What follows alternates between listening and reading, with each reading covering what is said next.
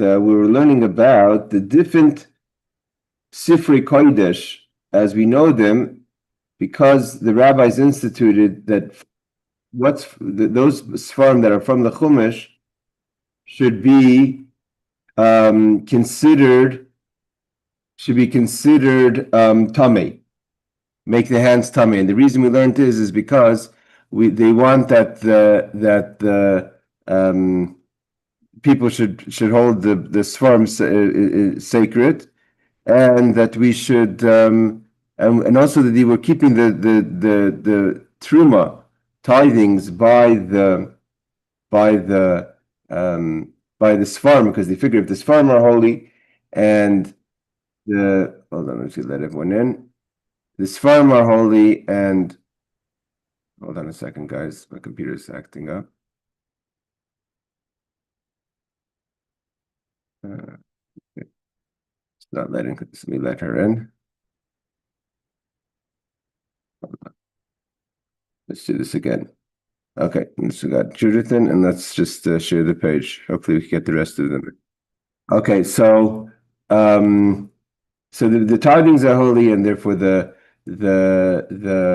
books are holy. So people keeping the books by the tithings and brought rodents and rats, etc. So that wasn't good. All right.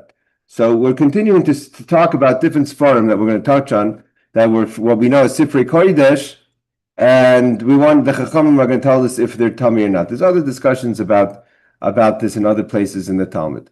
So we learned we were trying to figure out if Esther is one of those books. It means we're learning the tractate of Megillah. Our subject at hand is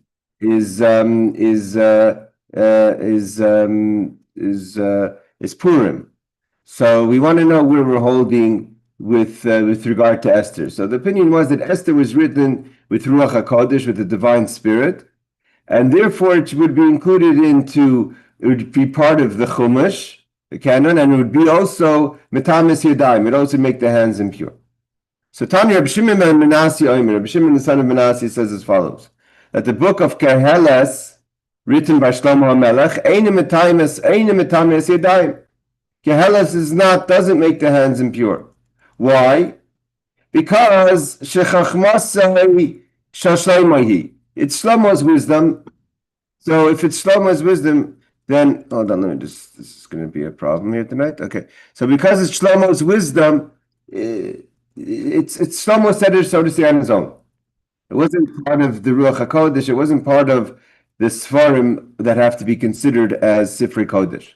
So therefore, if it's not a Sefer Kodesh, it's not included as one of the things, one of the Sfarim that would be Metame Yadayim that would make the hands impure.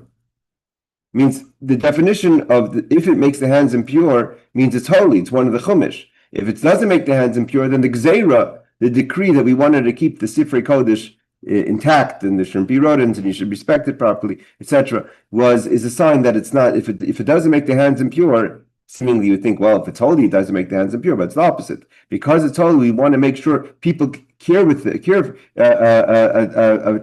care, and because we want people to treat it with care, so therefore we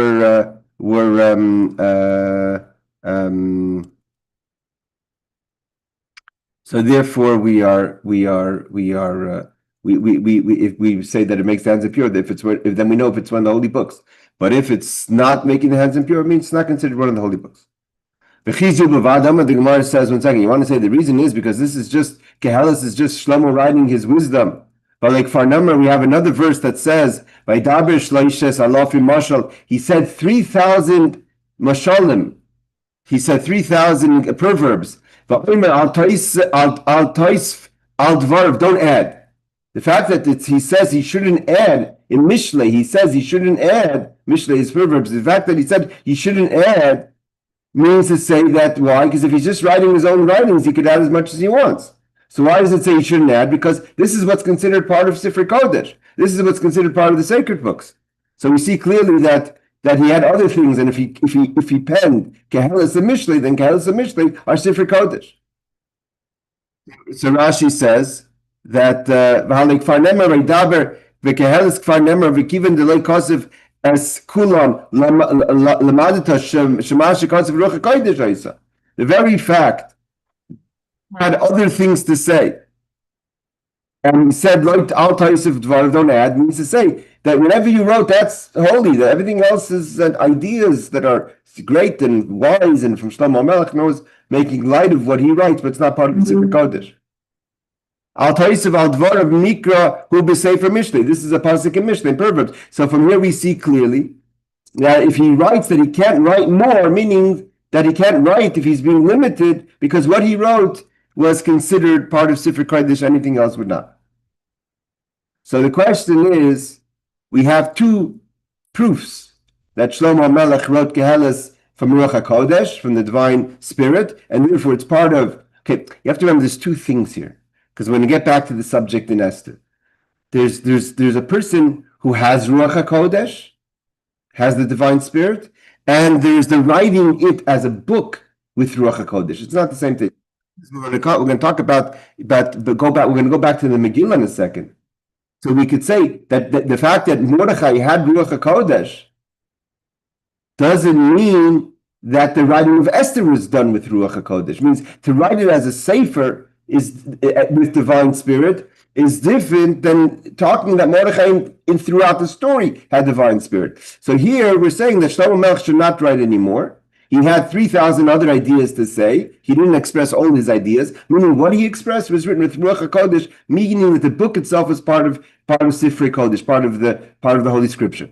There's a Hayom Yom from the Rebbe that it's an interesting Hayom Yom, because it's obviously Hayom Yoms are very interesting. All of them. Some of them we understand. Some of them we don't understand. Like it's what is it doing here? What is it connected to this day?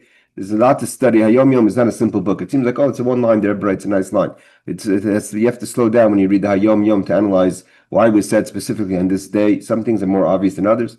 So one of the Hayom Yoms, the Rebbe writes that it's a tradition that up until the Shach and Taz, which are the commentaries that we learned about on the Shulchan Aruch, that up until then was the books of the Rishonim, Tosfos, the Sifrei Halacha, Shulchan Aruch, were all written with Ruach HaKodesh. Means that the Shach and Taz, up until the Shach and Taz, and the Shach and Taz included, that's around the year 15 something. Right? Shlomo Melech is almost 800 years before the Common Era, right? So we're talking about in the years 15 already. The Rebbe writes that the tradition by Jews was that up until through the Shach and Taz was written in Ruach HaKodesh. But there's different levels of Ruach HaKodesh. There's different levels of divine spirit. So we're talking. So therefore, up into the Shach and Taz, it's not so. You can't just say, I was listening to a podcast last week where the person's putting down the Bach. We all know the Bach was the father-in-law of the Taz. We learned about him in our stories. We have to talk about Derech Eretz. We're talking about people that wrote with divine spirit. And the tradition is that through the Shach and Taz was written with Ruach HaKodesh. Not just that he had Ruach HaKodesh, but what he wrote was with Ruach HaKodesh, with the divine spirit. But nevertheless, there's different levels of Ruach HaKodesh. And we were talking about the level of the divine spirit that would make the book sacred, part of the Sefer Kodesh, part of the written Torah, not the oral Torah. All right. So now the question is, why do we have to bring two proofs? We brought one proof was that he had 3,000 examples per verse, and another one is that he had that the verse says don't write more. So we see he had more to write, and there's a verse that talks about that he had more to write, and that also he shouldn't write more. So the question is, my Omer, why do we have to mention the second verse? So if you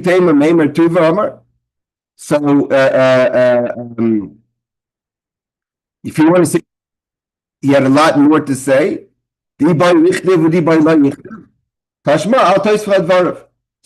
think he had more to say, and therefore, if he wanted to, it's up to him to write or not to write. So therefore, the verse comes and says that you're not onto these words. That means apparently the reason that it is prohibited to add to the Proverbs is that the book of Kohelet was divinely inspired. So therefore, the idea is that if it's divinely inspired, you can't add it.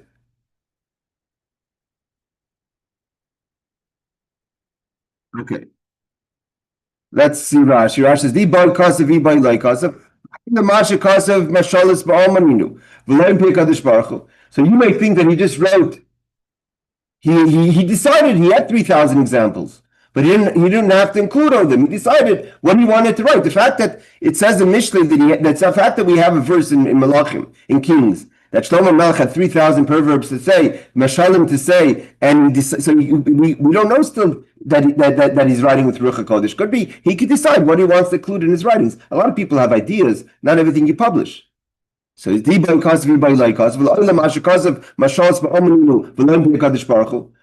Ruach HaKodesh?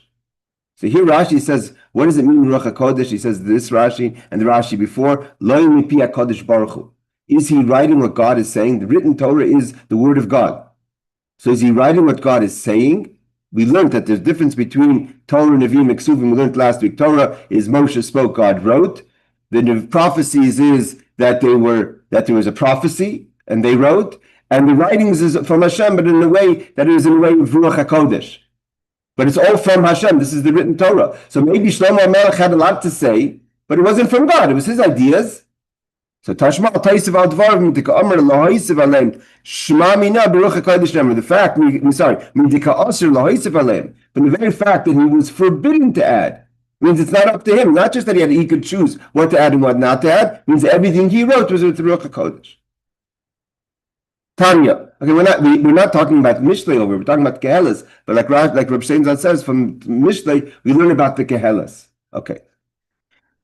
So we go back now to Esther, to our story. Was Esther, again, the fact that Mordechai had divine spirit doesn't mean that he wrote it with divine spirit. Meaning that when we're talking about the written Torah, the Torah Shebichsav, even the Ksuvim, which is at the third level, is Torah, Nevi'im, Ksuvim. Torah, again, Moshe spoke and wrote. God spoke and Moshe wrote. We want to know if the actual book itself was written through Ruach HaKodesh. So to say, was God telling the story? Is God telling the story of Esther? Is it one of the books of the Torah? So Tanya Rabbi Lezer Omer Esther Ruach HaKodesh Nemra. Esther, what Rabbi Lezer says that Esther was said with the divine spirit. Shnemar, how do we know? So now we're going to start quoting a whole bunch of verses in the story of Esther, that how would they know what happened? Not everything in the story was public. Anyone who's ever read the Lubavitcher Rebbe's memoirs, which are incredible, they're called this. They're in Yiddish called the Sefer Zechronis of the Rebbe of the previous Lubavitcher Rebbe. That he writes, it means no one's ever. People don't write like that. Because he's not writing a novel, he's writing a story. You're writing a novel, you can write whatever you want. But if you're writing a story, the previous Lubavitcher Rebbe will write things about what people were thinking. And not just public people, small people.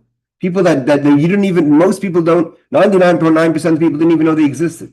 About a person, some hidden tzaddik in a small village in Russia was thinking this and this. Obviously there's a divine spirit there.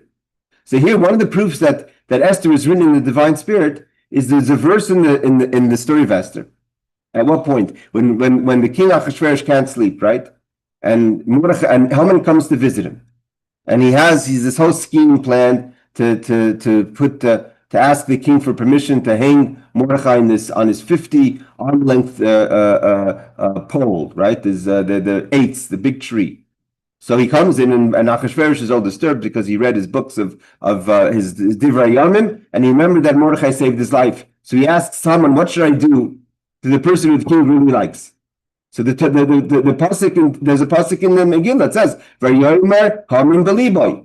Haman said to his heart, meaning Haman was thinking to himself that he was thinking to himself, "Who would the king like more than me?" How does Esther know what Haman was thinking? It was a private thought. How could Esther write? She's not writing a novel. She's writing a book of a story of a Sefer Kodesh. How could she write what Haman was thinking? She had no idea what Haman was thinking. So that's the proof that it was Ruach HaKodesh. It was divine spirit. God was telling Esther and Mordechai what Haman was thinking. Because when you're writing when God is giving you the spirit, so then that's the story. Rabbi Kiva says Rabbi Kiva teaches us, it's good that we mentioned Rabbi Kiva today, he's one of the pillars of the holiday of Lag BaOmer, right? The students of Rabbi Kiva, and Rabbi Shimon Bar Yochai is his student. That Esther Ruach HaKodesh Nemra, that Esther was written with divine spirit. How do we know? Because there's another statement in the Megillah that says that Esther noises chen be'einin kol ra'eha, that Esther had favor in all those who looked upon her. How could you make such a general statement that everyone who looked at Esther found Esther to be favorable? Maybe some people didn't. Maybe most. How do you know? How could you make a blank statement, Kol Ehel, whoever sees Esther? The Torah can only testify about that. If God is telling us the story, then he could say this is the way it was. Anyone who saw Esther was found her favorable. Okay. Another proof from here that Esther was written with Ruach HaKodesh. Rashi says, how does Mordechai and Esther know?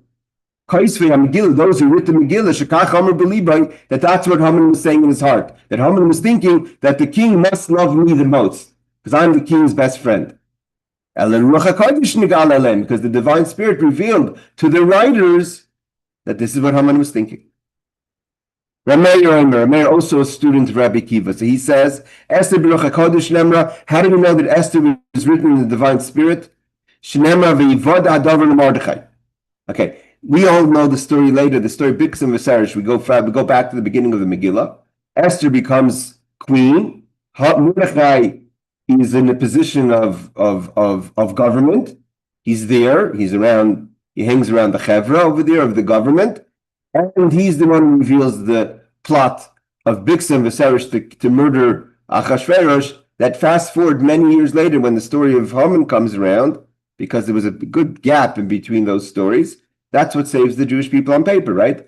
Achashverosh remembers that Mordechai saved his life, and then that gets the ball rolling where Haman trips up, and from there it's all Achashverosh flipped, right?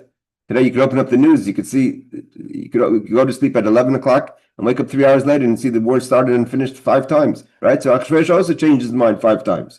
So Achashverosh, now things changed when he found out and remembered that Mordechai tried to save Achashverosh's life.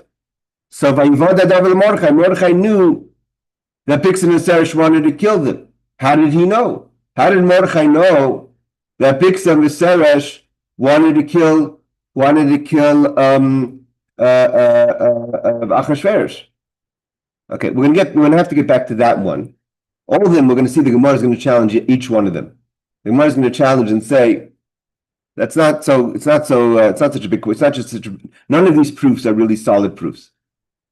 We'll see that the Gemara kind of throws off all the proofs, but this is the most hard one this is the one that holds the least amount of strength, because as we're going to explain, Mordechai knew the language. So if he knew the language that they were speaking, it's not divine. But there's a bigger question here.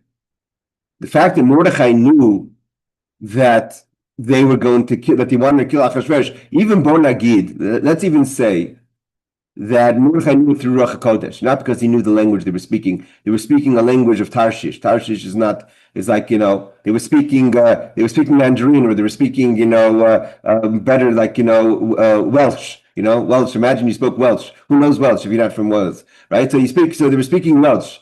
So Mordechai knew the languages. He had to know the languages. That's one of the positions of the head of the Sanhedrin. But Bon Nagid, he knew it through Ruach HaKodesh. That still doesn't prove that Esther was written with Ruach HaKodesh. Like I said before, you have to separate the person's having Ruach HaKodesh and writing the writings with Ruach HaKodesh. So there's those who ask that question. So the Torah haven't asked that question. That the fact that Mordechai had Ruach HaKodesh still doesn't prove that the book of Esther was written with Ruach HaKodesh. So the Ben Hodiah answers that says,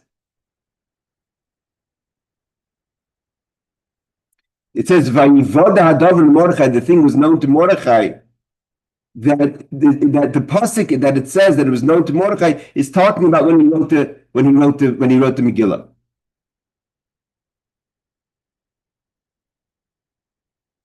Why? Because Mordechai is writing the Megillah.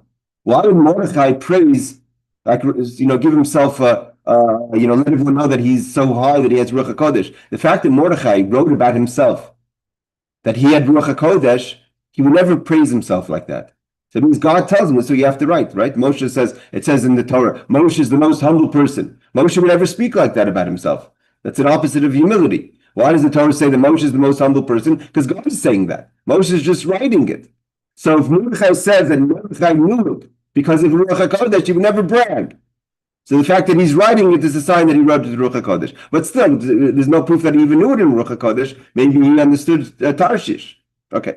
Rabbi Yossi ben Durmaskis Omer, Esther Ruach HaKodesh Ne'emar. How do we know that Esther was written with the divine spirit? Another proof that they knew something that they shouldn't have known, or they wouldn't have been able to really know, which is at the end, right? So the king gave them permission, both sides. You have to remember again, Achashverosh is your quintessential politician. He doesn't take off the first decree. Everything is confusing. He doesn't take off the first decree. He only adds a second decree. Means Haman got Achashverosh to sign a decree that the enemies of the Jews could kill the Jews. Esther comes in and asks, rip up the paper, and then the problem's solved. No, I can't rip up the paper. There's rules, there's red tape. I gave the okay, so they could still kill you. The best I could do is let you defend yourself. Right? Some anti-Semite recently said that the book of Esther is a book of genocide. But that's Pashat cooking the story, right?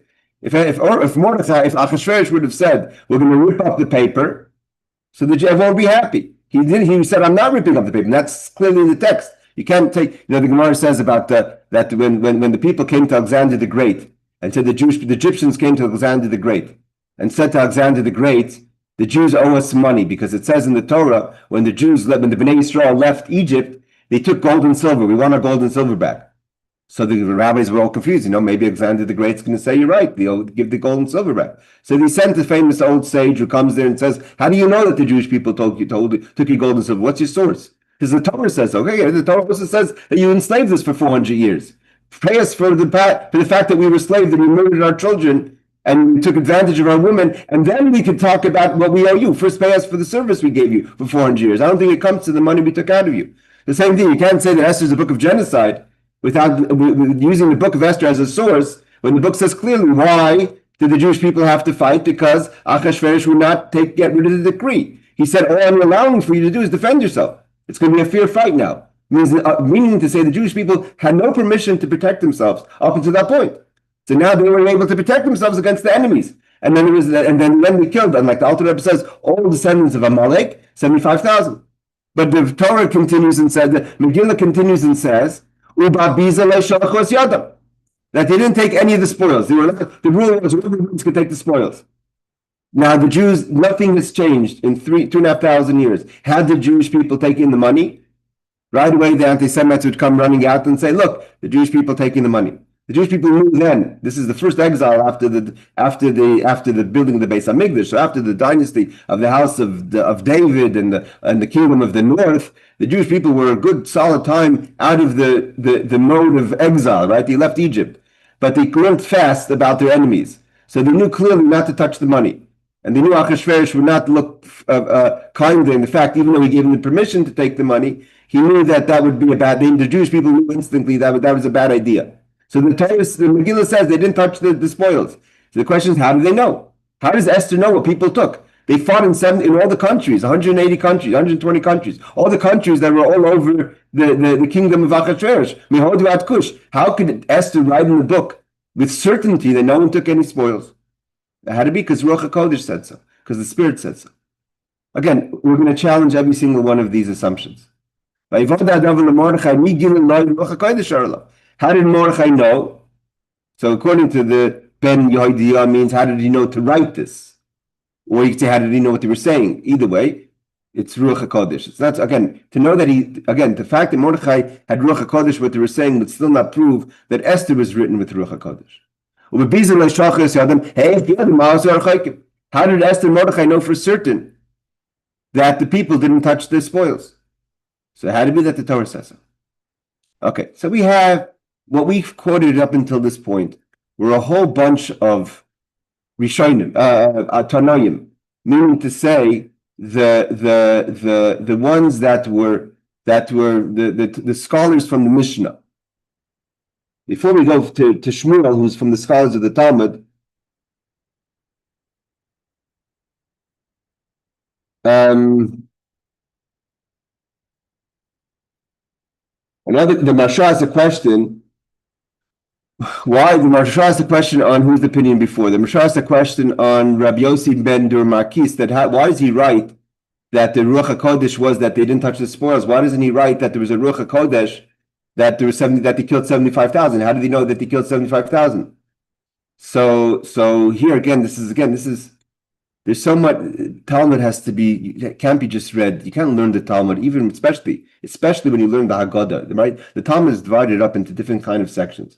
We have the halacha part of the Talmud, like we're going to get to soon. What are the laws of Purim? But we have the Haggadah part of Talmud. We know that all the secrets of Torah, it's brought down. The Alter Rebbe talks about in Tanya. It's a tradition that the deep secrets of the connection between Torah and the Jewish people and Hashem is in the stories of the Talmud, in the Haggadah of the Talmud.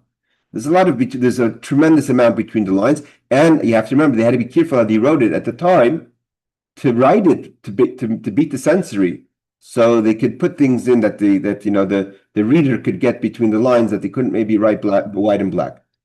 The fact that the Jewish people killed the 75,000, that would be publicized. Why? Because that's negative to talk about the Jews, right? Look, right? Someone just said it 2,500 years later. It's a book of genocide.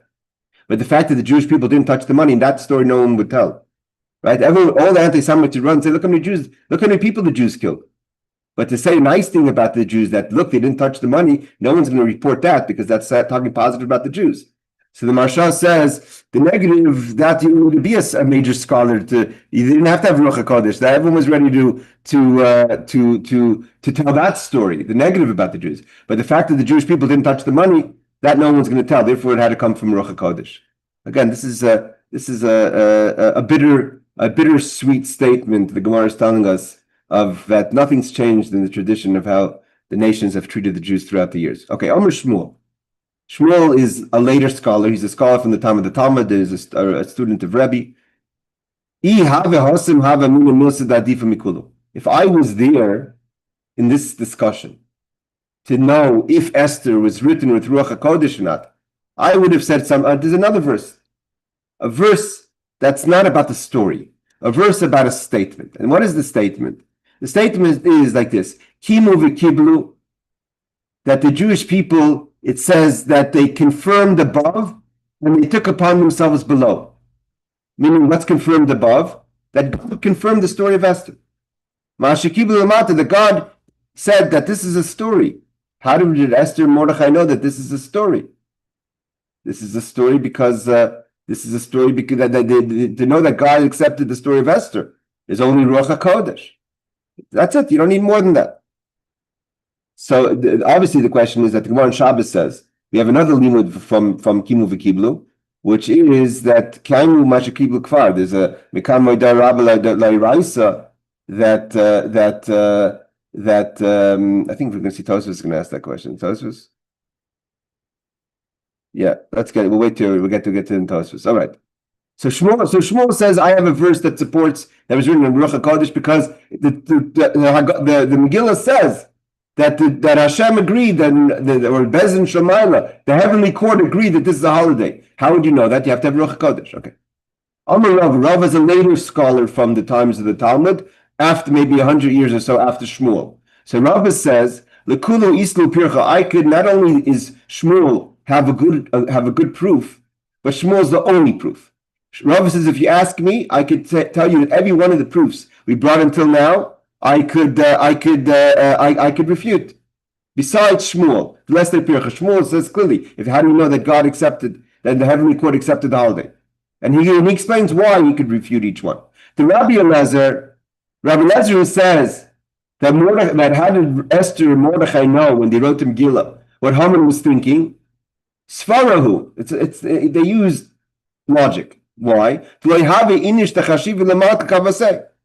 Why? Because there is no person as important to the king as he.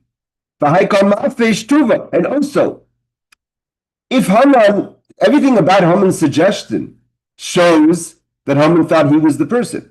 The very fact that he was almost requesting what is it called? Immunity. I mean, he was basically saying that whoever this person is should ride on the king's horse. And she renounced up in the streets of Shushan, this is what we do to the person who the king really likes. So based on his suggestion, and based on the facts on the ground that he was the closest person to Achashverosh, it's safe to assume that before he gave the advice, he thought that he's the person. And everything is proving that that's what he was thinking. So you don't need to say that that's not proof that it was Ruach HaKodesh. And that when he elaborated extensively, it said, he said himself with himself in mind. So from here we see clearly that Haman, from everything is pointing that Haman thought he was the candidate. So therefore, that's not a proof that Mordechai and Esther wrote the Megillah with Ruach HaKodesh. So Rashi says, "What's ma'afish v'amatuva?" The fact that the person who the king likes should be wearing the king's crown and clothing, that's good of him to know. He wouldn't suggest that nothing about Haman's character, who is a jealous, hateful person, would offer such a reward to someone else. If he for a second thought that even, forget Mordechai, but even another colleague who is in competition for the king's favor, right? Achashverosh was a very temperamental person. He changes ideas and friends fast. He changes allegiance very fast. There's no way Haman, who's trying at all times to be in with the king, would give such a suggestion if someone else. If he even had a doubt, a small doubt that it was going to someone else, it would hurt the company. It would hurt his standing. That's surely what he was thinking, that he was the candidate. So it's not exactly 100% perfect proof to say that he wrote it with Ruach HaKodesh. Okay. So Tosfos says the question that I asked, right? Tosfos says that the Rava says I can't slug up, I can't refute any of the other proofs. I can refute all the proofs but Shmuel. Shmuel says because it's kind of a kiblu. The kasha. So the Tosfos asks the question: the Shmuel mean lekapircha? You cannot refute Shmuel's. The Harava Gufa who the Omer Berk Rabbi Akiva. Rava himself says in Shabbos, in the tractate called Rabbi Akiva, that's the name of the tractate. Mikan Moido Rabbi Lairaisa. The fact that this is like it was not a positive statement for how the Jewish people took the Torah when the Jewish people accepted the Torah, Matan Torah. Shekiblu Shenis Me'achashverosh. That the Jewish people, and it's brought on Chassidus many times, that what the Jewish people accepted on Mount Sinai was it was forced. They accepted the Torah. It took them the whole judges in the book of Kings and the prophets and the destruction of the first temple, until they really accepted the Torah. That this, what they took in Matan Torah, was cemented. That's what the pasuk is saying. Kaimu v'kiblu, that what they accepted in Matan Torah, they accepted properly in the days of Achashverosh and Haman and Mordechai. So that's no proof that it's talking about that the heavenly court accepted the holiday. We need the pasuk for another teaching. It's not such a big deal, because we could learn two things from it. One is that the Jewish people accepted the Torah a second time in a more weird way after the story of Mordechai, even more than we accepted it by Mount Sinai, and also that God accepted the story of Mordechai. Why?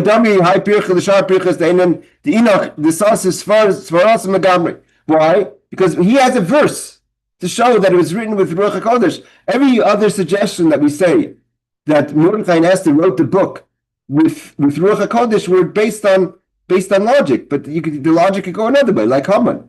There's no proof that Mordechai had Ruach HaKodesh because he knew what Haman was thinking. That's obviously what he was thinking. There's no possibility he was thinking something else. Okay. This that Rabbi Akiva said, what was Rabbi Akiva's idea? Rabbi Akiva's idea, we have to remind ourselves, Rabbi Akiva was that everyone found Esther pleasant. Anyone who saw Esther found that she was attractive. How do we know that? So it says we have an answer to that also. Dilma Rabbi Elazar. We have another Rabbi Elazar that says, again, you have to remember, we don't know where Esther comes from. The Megillah says, Mordechai tells Esther, don't identify your origin. So therefore, everyone said, she's from us. She's a Phoenician, she's an Egyptian, she's a Greek, wherever other countries were under Achashverosh, everyone was taking credit for Esther. Because it's, again, nothing's changed, right? People are always, if someone has, that's our person. We invented that. What did Einstein say? That if my theory is right, then they're going to say I was a German. If it's wrong, they're going to say I was a Jew. So everyone was saying that oh, look, Esther, where she comes from us. So therefore, it's obviously that everyone liked it. Everyone wanted to take credit. Everyone wanted to be Esther's friend. She's part of us. She's one of our girls. So from here we know that everyone liked her. Again, to know that everyone likes Esther, that's not major Ruach HaKodesh, the Gemara says. Rava says. And what did the Omer say? The Omer says because Mordechai knew what Diksan V'Serish gives Biksan V'Serish was saying. So he had to be Ruach HaKodesh. Who says he had Ruach HaKodesh? Shnei Tarshishim are you? They're from Tarshish. They didn't speak a language. They were speaking, meaning the idea is that because they were speaking Tarshish, so they thought no one knew what they were saying. They were speaking openly in front of Mordechai. Mordechai knew Tarshish because he was a member of the Sanhedrin. And the Sanhedrin had to know languages, like they had to know all sciences. Right? The Sanhedrin had to be familiar with everything that was going on. Right? You can't be a rabbi and say this is Avodah Zarah if you don't know what Avodah Zarah is. Today, the Rebbe said, someone when they came out with different questions of electricity in the early years of the Rebbe's prophet in the Rebbe's leadership, so there was a whole discussion about traveling on a boat on Shabbos. The Rebbe, with all due respect, wrote to some of the rabbis, I'm an engineer. I went I studied engineering in college. The Rebbe says, I understand the science of the boats. I can tell you if you're allowed to drive it on Shabbos, if you could go on it on Shabbos. You can't give a psak about something if you don't know the science of it. The Sanhedrin had an obligation to know everything. They had to know all the science. They had to know all the Avodah Zarah. They had to know you can't be a judge if you don't know what you're dealing with. They had to know all the languages. That's one of the qualifications of the Sanhedrin. So they were speaking Tarshish, and they didn't know that. Mordechai knew that. I'll tell you a nice story of the Ger Rebbe in a second. The Rav Chia bar Abba, we'll learn this a little later. The Rav Chia bar Abba says that they were speaking Tarshish, so there's no proof that it was Ruach HaKodesh. This refers to people from the city of Tarshish in Asia Minor. Okay. So they knew what he was saying. What's the story with the Ger Rebbe? Everyone knows, anyone who's been to Eretz Yisrael or read about Eretz Yisrael knows that there was one of the big beneficiaries of Eretz Yisrael in the early years, before the state, obviously, was Moshe Montefiore, right? We have a lot of Zichra Moshe, Yamin Moshe. These are all things that are sponsored by the very big worldly banker from England, Moshe Montefiore.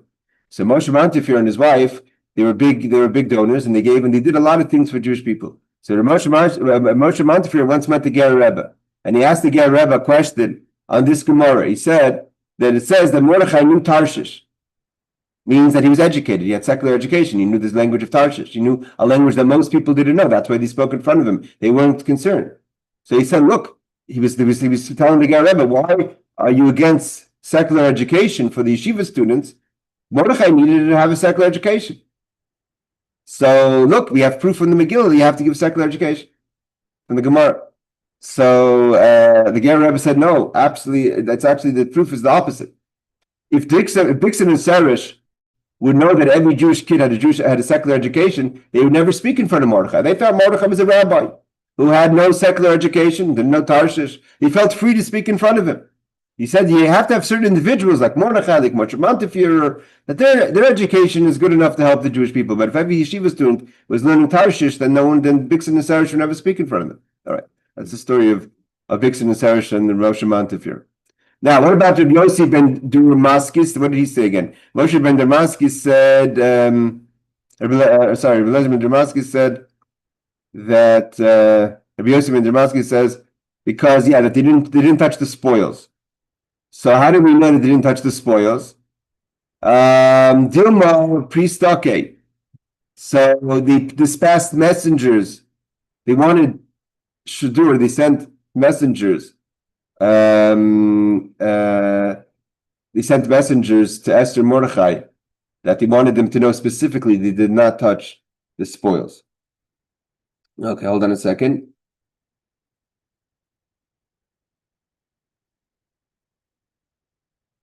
Okay. Says so, but the Shmuel says that they knew that Hashem agreed with the holiday. That's obviously Ruach HaKodesh. Omer Ravina says, so the fact is that Rava said that every one of the rabbis' proof is not proof. The later rabbi Shmuel is able to say proof. First of all, Shmuel is very humble.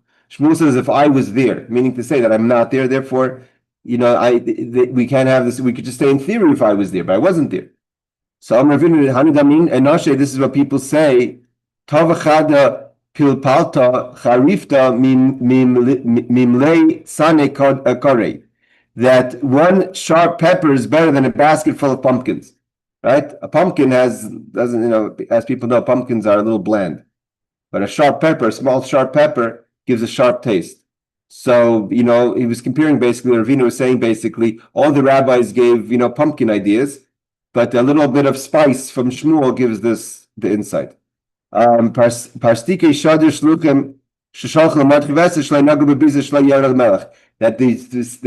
we could say that specifically they sent messengers.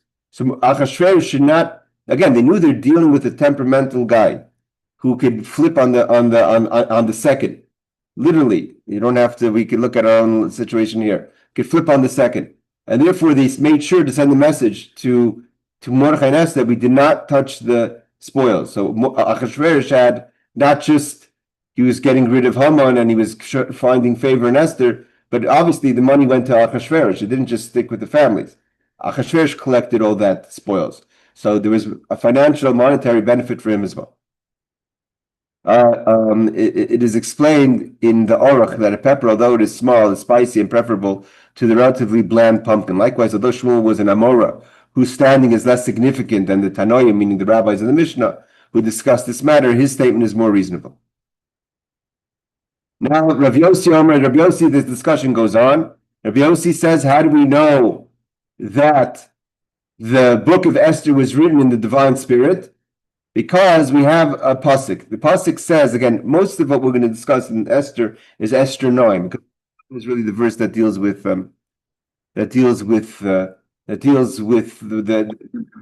how the story of Purim happened afterwards. So the verse in chapter 9:28 it says, and these days of Purim shall not cease from among the Jews. How do you know to say that? How can you say a statement that what's going to cease and what's not going to cease? It has to be. Ruach HaKodesh says so. The Torah testifies. There's a continuation of the pasuk. Nor the memorial of them perish from their seed. So the memorial of Purim is also going to be there. Question is, why do we need both verses? We'll see in a second. How do we know what the future is going to be? Because the Torah says so. It's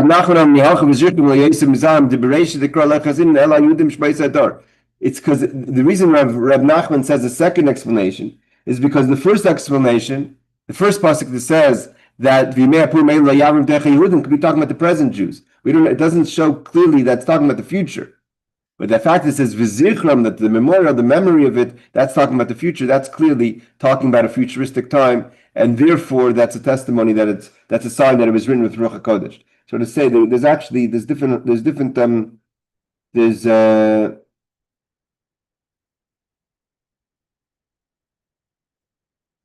psukim. The Gemara Yishalmi says from the pasuk of Zichron leYosem Mizarim. From this we learn that there should be a special tractate of Megillah. Megillah is its own Masechta in the Mishnais, right? The fact that we have a tractate Megillah is because there's a Mishnais Megillah.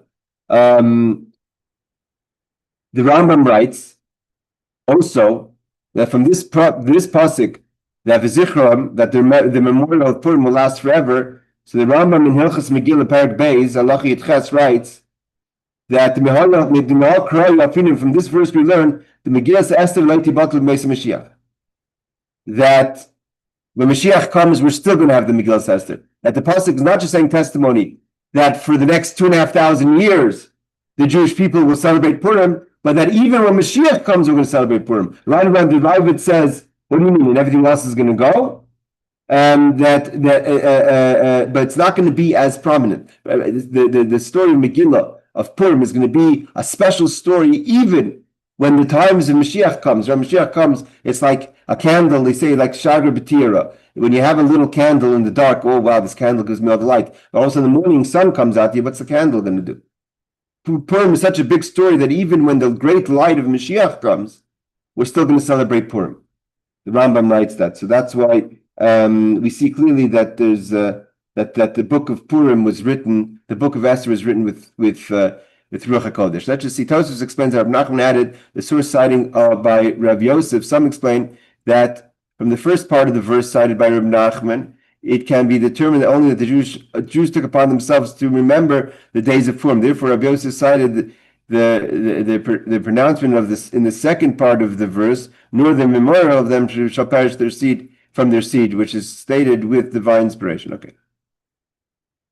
We have 15 minutes. Let's go further because I want to go into the next sugya. We finished this question about how do we know Esther is written with Ruach HaKodesh. We have different proofs. We have Shmuel. We have the later rabbis from the Talmud that says from the fact that the Torah testifies that Megillat Esther testifies that the book of Esther, the story of Purim, is going to be forever. That's obviously futuristic, and you can't know that without Ruach HaKodesh. Okay. Now we're going back to the hard laws of Purim. And what does it say? That on Purim you have to send Matanot La'Evyonim. Our Mishnah is talking about 2 Purims, right? If you have the 2 others, the other in the first month, other the second month, so when do you have to give gifts to the poor?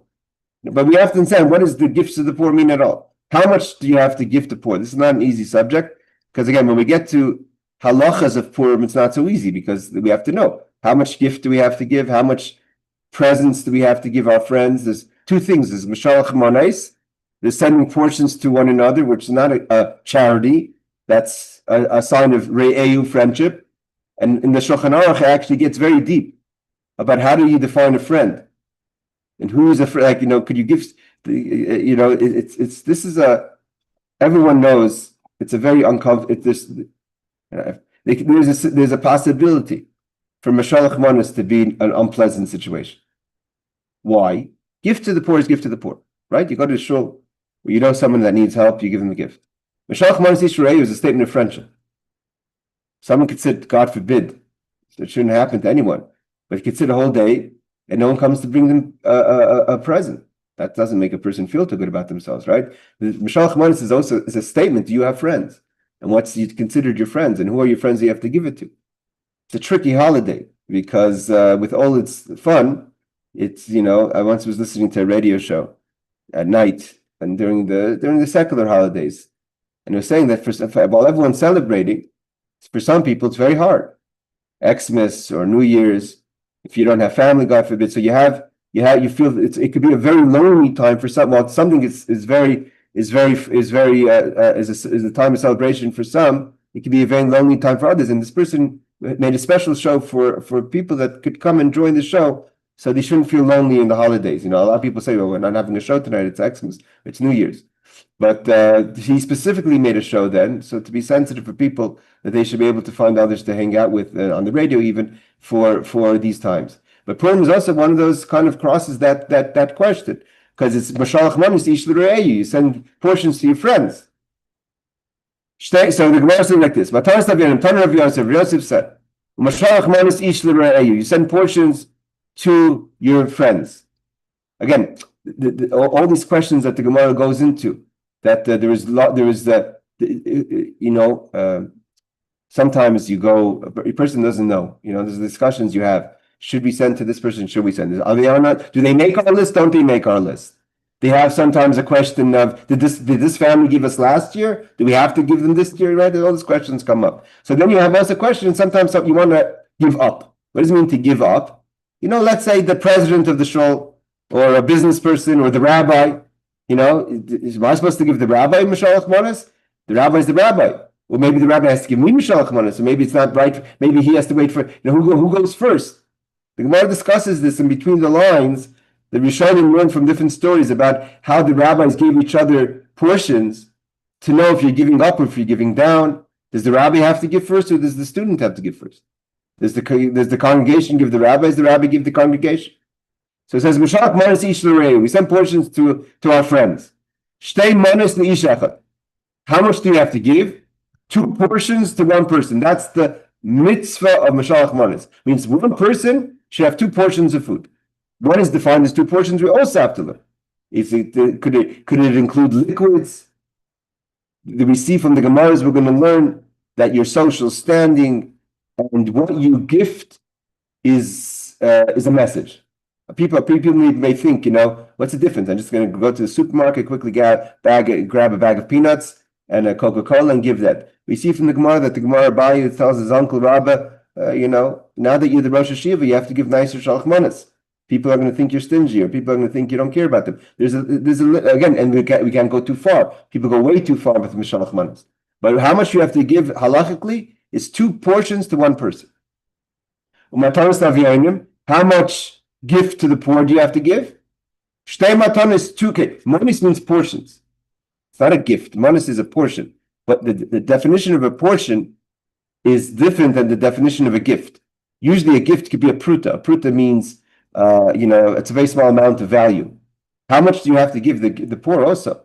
Do they have to give the poor enough money that they should be able to buy food or not? If you give a person a quarter or even $1 today, in today's inflation, in Mishloach Manot, in Matanot La'Evyonim, are you going to the mitzvah? Is $1 enough? What could you do with $1 today? I mean, how much money do you have to give someone to the gift of the poor or to the portions of your friend that's considered giving halachically something? So you have to give Matanot La'Evyonim, shtei matanos l'shnei bnei adam. This line is not so clear because matanos is plural and Evyonim is plural. Matanos is gifts, plural. Evyonim is poor people, plural. So, and then the Gemara statement is not clear, to me at least. Shtei matanos l'shnei bnei adam. Seemingly, the Gemara understands 2 single gifts to 2 single people. But you can also understand it to mean 2 gifts to 2 people means 4 gifts in total. But it doesn't seem like that. How I understand it, because it could have said, again, I'm not a master in the grammar, but I think it could have said Matanot La'Evyonim means a gift to people, plural, which would mean a gift to 2 people, or maybe that one matana would be divided, but whatever. It's not so clear. Matanis meaning madanim, but what's manis mean? Manis means food, and halachically, a lot of people are very careful. Could you give someone a raw piece of food that they have to cook? We learn and also you have to kind of add to meals. There's a lot of rules we're going to learn about with Mishloach Manot. I printed up. I did some stuff in English. We'll get there maybe today, this week or next week. Shtei manos l'adam echad. How much you have to give? 2 portions to one person. Tichsiv, how do we know that that's what you have to give? It says Mishloach Manot ish l're'ehu. Send manos, which is plural, portions, a person to his friend, one person to one friend. Shtei manos l'adam echad. So clearly, the minimal that you have to give for Mishloach Manot is 2 portions of food to one person. Matanot La'Evyonim. What is Matanot plural? La'Evyonim, 2 poor people plural. Shtei matanos l'shnei bnei adam. 2 gifts to 2 people. So Rashi spells it out. Each one of the poor people could get 1 gift. Because Evyonim also means plural. Matanos is plural. So the plural means we're separating the plural of the gifts from the plural of the poor people. Gifts to 2 people that are poor too. 1 gift to each person. You could also, again, I'm not a master of grammar at all, but it could also mean 2 gifts to 2 people, meaning 4 gifts in total. But Rashi says no, it means 2 gifts to 2 people, 1 gift to each person. Mishloach Manot Reb Shtein Zat says like this. Hold on a second. Okay. So let's just do Reb Shtein Zat, and then we have 8 minutes. We'll see how far we could get in the halachic discussion here. Every person is obligated to send 2 portions of food or drink to another person, i.e. 1 person. They must be different types of food. Merely giving a quarter log of drink or an olive bulk of food is insufficient. I mean, you say, what's the minimum amount of food? A cookie. So if I give 2 cookies, it's 2 foods. No, it's not. It doesn't make. You can't just give a lot of one food. You have to give 2 types of food. It could be a liquid. We're going to discuss liquids are okay. So it is insufficient. Rather, it is appropriate to give generous portions, and also you can't give minimal. You can't just give a tiny bit of liquids and tiny bit of food. You have to give substantial. Again, doesn't mean you have to come with a tray of chicken, but it's something that has to be of substance. It's a man. It's a portion. Something you would want to be served. If you're on a plane, right? As we're all a little older than others. So we all remember flying on the planes, even a domestic flight from Seattle to Los Angeles, that you got a piece of chicken. Today, you don't get any food domestically, and even internationally, you can cut the chicken 17 ways. So you have to have a proper portion to each person. What about women? Are women obligated to give Mishloach Manot? So it's just a male thing. So Rav Shein says women are obligated in sending portions just as men are. Obviously, the question is, if you have a family, a couple, can a couple bring minimal just one Mishloach Manot? It seems no. It's not a family obligation. It's a personal obligation. So if there's a husband and wife, the husband has to give one and the wife has to give one, right? So just like if there's roommates, you can't just say, well, we're giving one person. It has to be enough food for each person to give 2 manos to 2 people. So women are obligated in sending portions just as men are. It is appropriate for a woman to give to a woman and for a man to give to a man. So says the Rama, obviously for the laws of tznius. But we can also learn about Mishloach. Actually, the word Mishloach Manot means sending portions. So the obviously you have to send the portion with someone else. So if you get to just hand someone a Mishloach Manot, it's not the mitzvah. The mitzvah is to send it. So the husband could give the wife to send on his behalf, and the wife could give the husband to send on her behalf. But you have to send it. It is forbidden to send money and other non-food items if they can be used on the day to purchase and components for the festival meal. You could send money if the money could be used on that same day for the person to buy what they need for the meal. The idea is you're sending portions for the meal of that day. Some maintain that even in this case, one fulfills his obligation only with food. Not everyone agrees with that. If Shane says even if you could run to the supermarket or to the ready-made food store and buy food for the meal, it's still not enough. You have to actually send food. Even one who is dependent on another for sustenance, although he is not obligated, should fulfill the mitzvah to send portions to another person. The Magen Avram says even if you're a person taking from tzedakah, you should also still try to send Mishloach Manot. This mitzvah is fulfilled during the day of Purim at night. So a lot of people have the customs to try to get Mishloach Manot out of the way early. So either they have it sent in the mail and it arrives before, or they go at night in the Megillah. That's not the mitzvah. The mitzvah it's connected to the meal. It has to be done in the day after the reading of the Megillah in the morning. So in the morning hour, at sometime in the morning. So after in the morning, that's when the mitzvah again. You could give Mishloach Manot to 100 people in all ways, but one person at least has to be the proper mitzvah, because everything else is just nice things. But yeah, at least it means if a person thinking to themselves, I'm going to send a whole bunch of things to a whole bunch of people, but a very tiny amount. Make sure one person you're doing it the right way, because otherwise you're not fulfilling the mitzvah at all. It is appropriate to send the portion with a messenger. Like I said, you shouldn't be giving it yourself, both to display a difference to the mitzvah and to fulfill the literal meaning of the verse, which is sending portions.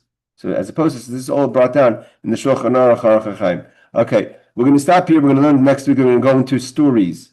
And from these stories, we're going to learn about who the sender was, who the giver was, how they responded. From here until to the end of the Mishnah, we're going to learn about different stories of people who sent gifts or had meals together. You could also have a potluck, is also, by the way, Mishloach Manot. If everyone brings food to the table and everyone's going to be able to eat from it, that's also Mishloach Manot. But I also printed up over here. Again, my computer doesn't behave when I want it to. But I also took from over here different halachic footnotes, a little bit more than Reb Steinsaltz, on the discussion of Mishloach Manot, which I'm going to want to go through. Because again, at the end of the day, these are halacha l'maisa. Purim is something that we celebrate together. Let's just do one. So he says like this: Rabbi Yosef taught from which written the word of sending portions. The simple wording of the verse seems to imply that specifically sending is required. You have to be Mishloach Manot. You actually have to send. This also appears from the wording in the Shulchan Aruch, Orach Chaim 695.4. One is obligated to send to his fellow 2 portions. See Mishnah Brura, who cites that in the response of Bnei Tzion, there is uncertainty whether one fulfills obligation if he brings the portion himself rather than through a messenger. Perhaps it must specifically be via an agent. So the Mishnah Brura says, almost lahalacha, you must send it. So again, a lot of people on Purim, it's busy and happening. You have to stay focused a little bit, at least for one person, to properly do the mitzvah. Send it 2 portions to one person. The Rama writes that woman is obligated in Mishloach Manot and gifts to the poor, both. The Ramah says that a woman has to give both Mishloach Manot and gifts to the poor. Then Mishnah Berurah explains this is because they were to include in the miracle. The Bri Chadash questions the Ramah. The verse says a man, implying that a woman should be exempt. And the Shvut Yaakov who resolves the Ramah's position, meaning the language is ish. Ish is a man. So what's the basis for a woman? So they discuss this. We'll do one more. In response to Torah Lishma from the Ben Ish Chai, it is written that that if one places two portions in a single vessel, like you have like today, a basket or a bag, it is considered like one portion. Again, so that's why some people have, I'm not sure if it's based on this, the Ben Ish Chai, that people bag the bags. Let's say you have cookies. They don't just put cookies and an apple. They'll put the cookies in a bag, and the apple, like if you separate them, it could be that will take care of what the Ben Ish Chai is saying. And he has not fulfilled the obligation of Mishloach Manot because he didn't send two gifts. See there for proof more. The Leket Yosher writes that one fulfills Mishloach Manot even with one fig and one date, even if they're not worth a pruta. So that's unlike what we said before, that we said that you should have, Reb Sheinzot says you should be generous. The Chassam Sofer says it is stated that one fulfills the mitzvah only if he himself has a prepared meal, and the portion he gives is in addition to his own meal. Otherwise, it's considered a gift to the poor. So here, the Chassam Sofer says,